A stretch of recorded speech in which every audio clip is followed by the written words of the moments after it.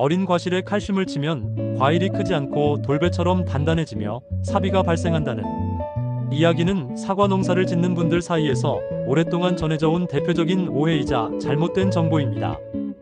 이러한 오해가 생긴 원인과 사실을 정확히 바로잡고 올바른 칼슘 사용법을 구체적인 예를 들어 설명해 드리겠습니다.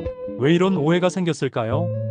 결론부터 말하면 칼슘 자체가 문제가 아니라 잘못된 칼슘 제품의 선택과 부적절한 사용 방법이 문제의 원인이었습니다. 어린 과실 표면의 솜털은 과일의 표피가 매우 연약하다는 신호입니다.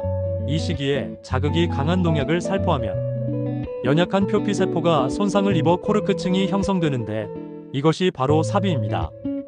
과거에 사용되던 저품질의 염화칼슘이나 혼용된 다른 약재 혹은 강한 전착제가 어린 과실의 표피를 손상시켜 사비를 유발했던 것입니다. 사람들은 그 원인이 칼슘 성분 자체라고 오해하게 된 것입니다. 또한 고온에 한낮에 살포하거나 바람이 없어 약액이 잘 마르지 않는 조건에서 살포하면 약액이 오래 묻어 있으면서 표피에 더 큰 스트레스를 주어 사비 발생을 심화시켰습니다.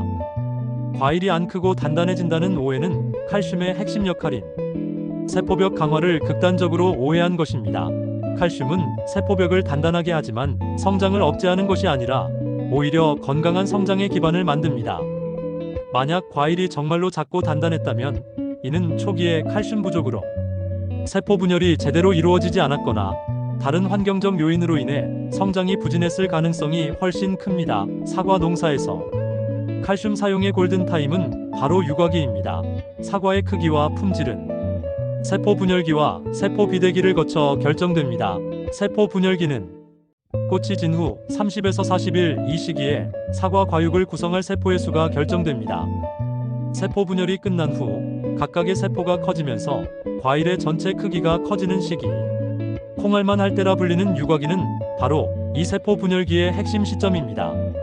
이때 칼슘을 제대로 공급해야 하는 이유는 다음과 같습니다. 건축으로 비유하자면 세포 분열기는 건물의 뼈대를 올리는 시기이고 칼슘은 뼈대를 만드는 시멘트와 철근입니다. 튼튼한 건물을 지으려면 골조 공사 때 좋은 시멘트와 철근을 충분히 넣어야 합니다. 골조가 부실한데 나중에 내부 인테리어만 신경 쓴다고 건물이 튼튼해지지 않습니다. 마찬가지로 세포 분열기에 칼슘이 부족하면 세포의 수가 적고 세포벽이 부실한 부실 공사가 되어 나중에 아무리 좋은 영양분을 줘도 과일이 크는데 한계가 있고 저장성이 약한 과일이 될 수밖에 없습니다. 올바른 사과 칼슘 사용법은 오해에서 벗어나 제대로 칼슘을 사용하기 위한 구체적인 방법입니다. 꽃이 진 직후부터 바로 시작하십시오. 만개기 후 일주일부터 시작하여 6월 말까지, 즉 세포 분열이 왕성한 초기 4에서 6주 동안이 가장 중요합니다. 한 번에 많이 주는 것보다 7일에서 10일 간격으로 꾸준히 연면 시비하는 것이 훨씬 효과적입니다. 유과기 전용 또는 안전한 칼슘제를 선택하십시오. 염화칼슘은 가격이 저렴하고 효과가 빠르지만 농도가 높거나 불순물이 있으면 약해의 위험이 있습니다. 사용하려면 반드시 고순도 제품을 사용하고 유과기에는 권장 농도보다 약간 낮게 사용하는 것이 안전합니다. 질산 칼슘은 질소를 함께 공급할 수 있지만 장마철이나 질소 과잉이 우려될 때는 사용에 주의해야 합니다. 아미노산 유기산과 킬레이트된 칼슘제 또는 초산 칼슘은 이온의 형태가 안정적이라 어린 과실에 대한 약해 위험이 훨씬 적습니다. 제품 설명에 유과기 사용 가능, 약해, 안전성 우수 등의 문구가 있는 것을 선택하는 것이 좋습니다. 연하게, 자주, 서늘할 때를 기억하십시오. 제품별 권장 희석 배수를 반드시 지키고 확신이 없다면 기준보다 약간 더 묽게 타서 테스트해보는 것이 안전합니다. 해가 뜨기 전 이른 아침이나 해가 진 후, 서늘한 저녁에 살포해야 합니다.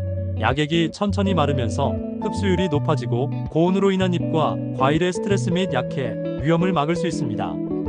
다른 농약과 혼용할 때는 반드시 혼용 가능 여부를 확인해야 합니다. 특히 인산이나 황성분이 포함된 약재와는 혼용을 피하는 것이 일반적입니다. 혼용 시 침전물이 생기면 약효 저하 및 약해의 원인이 됩니다. 어린 사과에 칼슘을 치면 안 된다는 것은 과거의 잘못된 사용 경험에서 비롯된 오해입니다. 과학적으로 사과의 품질을 결정하는 가장 중요한 시기는 바로 세포 분열이 일어나는 유과기이며 이때 안전한 칼슘제를 올바른 방법으로 꾸준히 공급하는 것이 고품질 사과 생산의 핵심 비결입니다.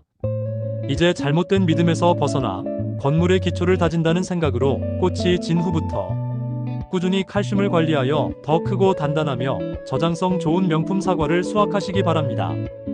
여러분의 땀방울이 명품 사과 생산으로 결실을 맺기를 진심으로 응원합니다. 이 영상이 도움이 되셨다면 구독과 좋아요, 알람 설정 잊지 마시고 다음 영상에서 더 유익한 정보로 찾아뵙겠습니다. 감사합니다.